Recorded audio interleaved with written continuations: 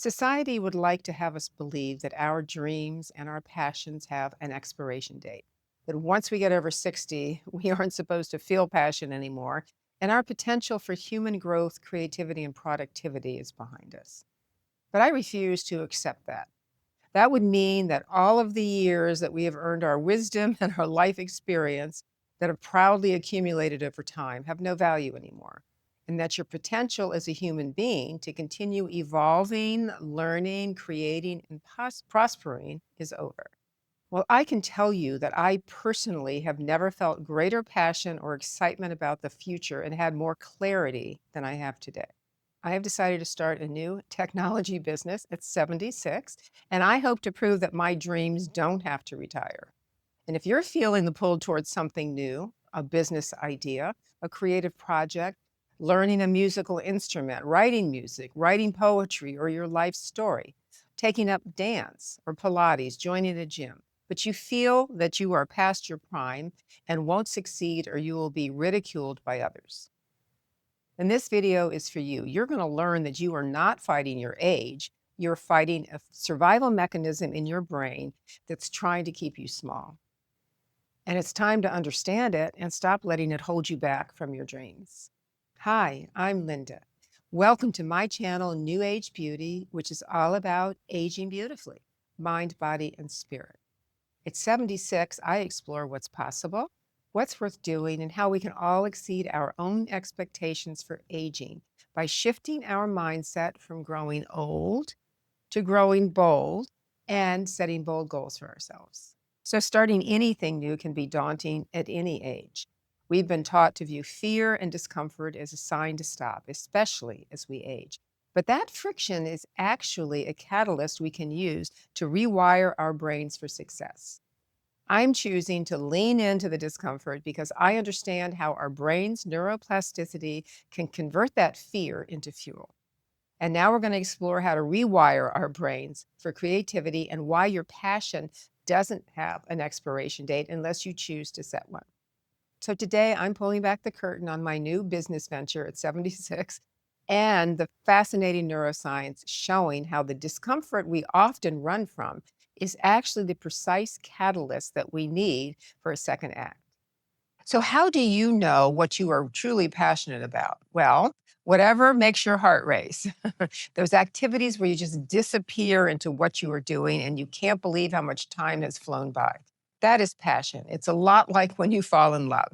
You can't get enough of the other person. You count the moments until you see them again. It can feel like that when you're doing something you desperately love. It is often called being in the zone or in the flow. It's that optimal psychological state where your skills meet the right challenge, allowing you to operate in the zone with effortless focus. But when your passion, that which you love doing, perfectly aligns with your purpose, your deeper why, your action becomes completely natural. I have been in the flow several times in my life, and there is nothing like it. You get excited to wake up in the morning, to get started. You feel like there's not enough hours in the day. Well, this time, my passion is being made possible through the magic of AI. There are two types of people right now. There are those who fear AI and avoid it, and there are those who are excited by its possibility and embrace it. So I have fallen in love with what is called vibe coding. It's an AI that allows you to create your own apps, and it does all the coding for you, so you don't have to work with developers. A few months ago, I vibe coded my first app, the NewAgeBeauty Goal Tracker, that now has almost 2,000 users. I had created and developed several apps over the years for companies working with teams of developers, and I loved doing that, but it was very time consuming and very, very costly. But now I can do it all by myself, and it's just amazing. This new app is much more complex than my goal tracker, and it's designed to help YouTube content creators build and grow successful channels. It will be launching in a few weeks, and I just can't wait. But this video is not about my story.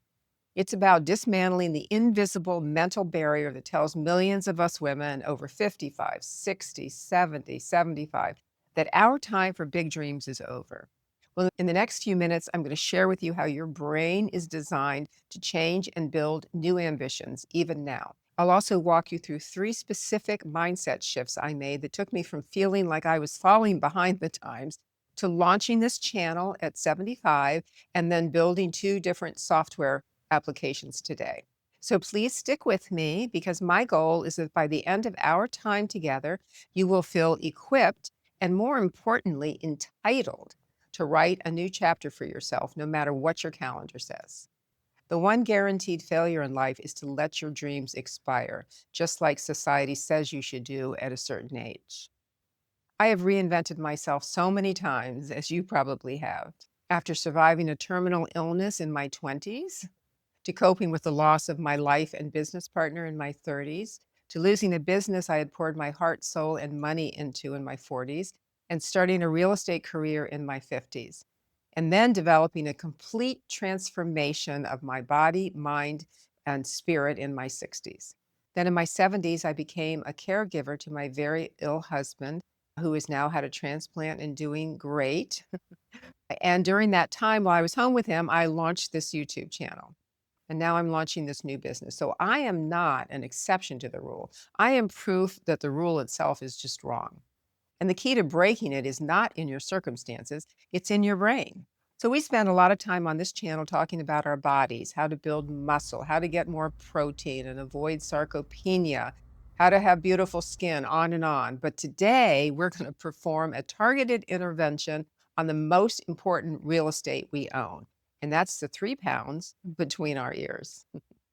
So when you first start out on a new path towards a new dream, the reward center of your brain lights up and you feel lit up. Your brain gets flooded with dopamine, and that is your motivator. It gives you intense euphoria, focus, and that incredible drive where you just want to work on your new project all day and night.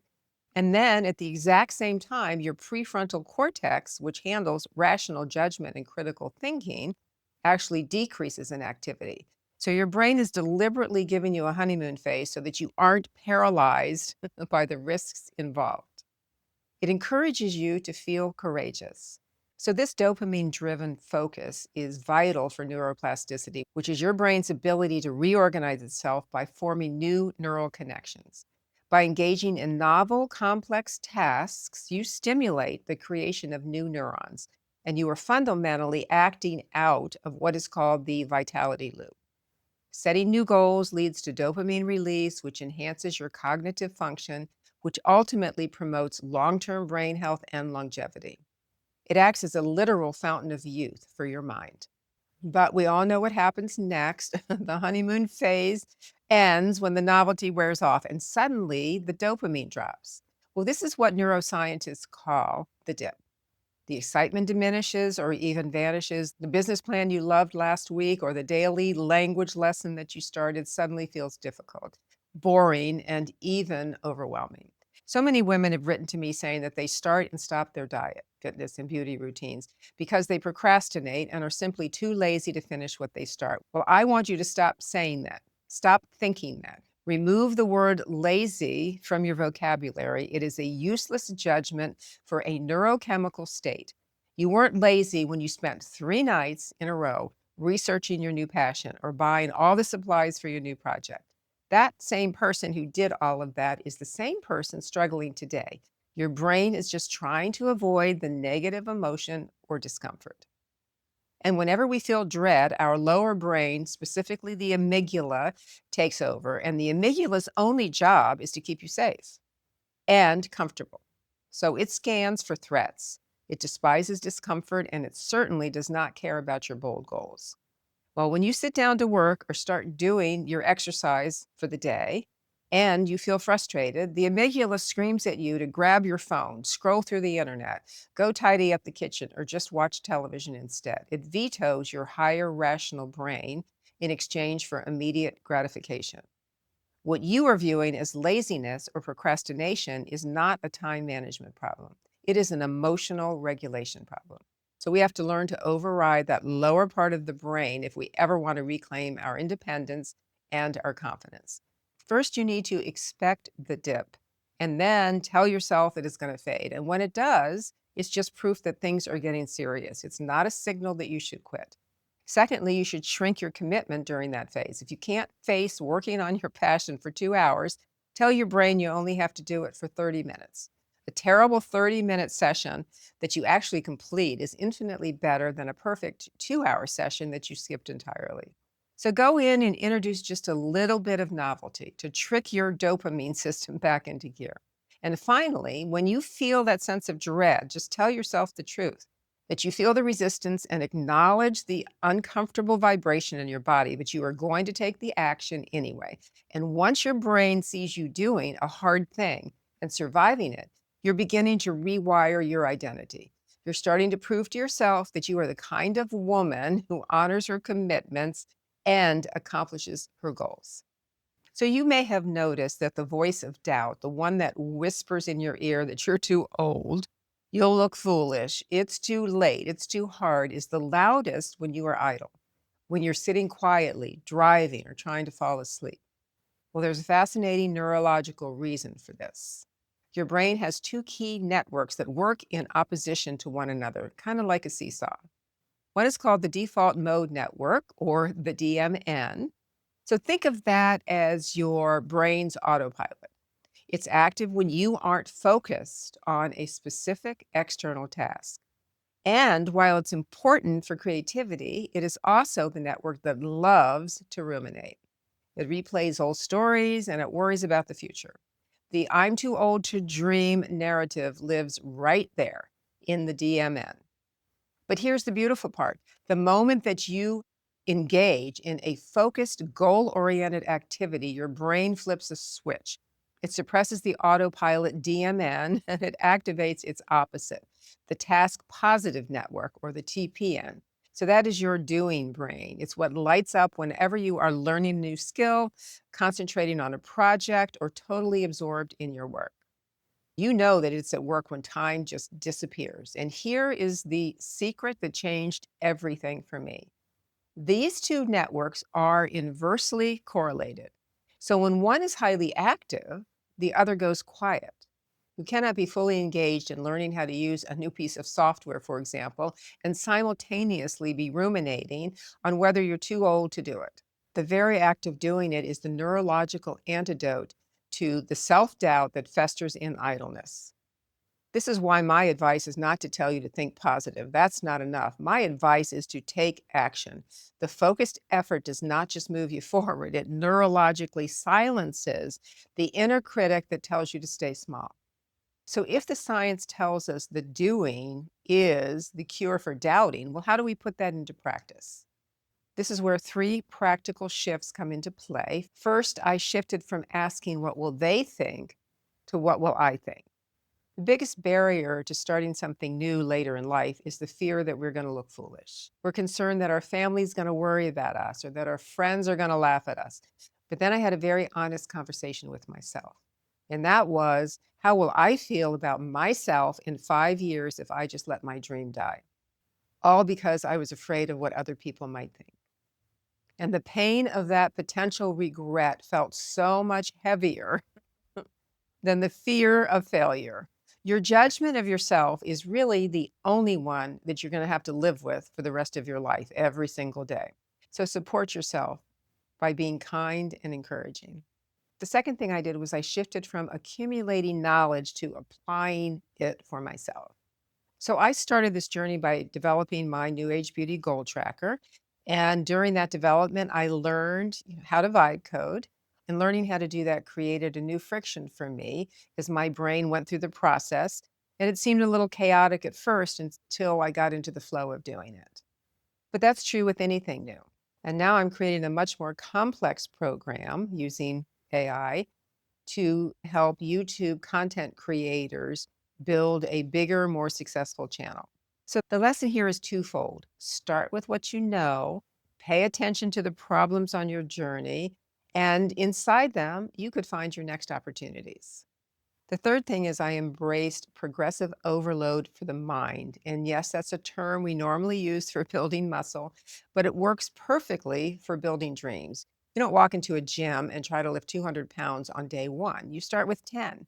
My 10-pound weight was this channel. Then you go to 15 pounds. And my 15-pound weight was creating the Goal Tracker app. And now my 20-pound weight is this new project. Just lift the first small weight, just like you do when you're lifting weights, and then push past the current comfort level, allow for recovery, and then level up to your cognitive capacity. Each step builds the mental muscle for the next heavy lift. So your dreams don't get smaller as you get older, they just get quieter. So give them a voice. Just start down the path, and you'll find joy just in the process of trying. So, my question to you today is, what is your next dream? Put it in the comments. I read everything and I respond to everything. I would love to see, and I would love to support you on your journey. In fact, sharing can be the first step to that task positive network that we talked about. And if you need a nudge to stay accountable, make sure you download my free New Age Beauty Goal Tracker. Now, it's designed to help you with your beauty routines, fitness, wellness, nutrition, but you can set it up for any kind of goal that you want, so you can customize it. Just go to newagebeauty.com, or if you're on your TV, you can just go ahead and scan this QR code and it'll take you right to it. So if this resonated with you, I ask you to please give me a like, subscribe, maybe even a hype.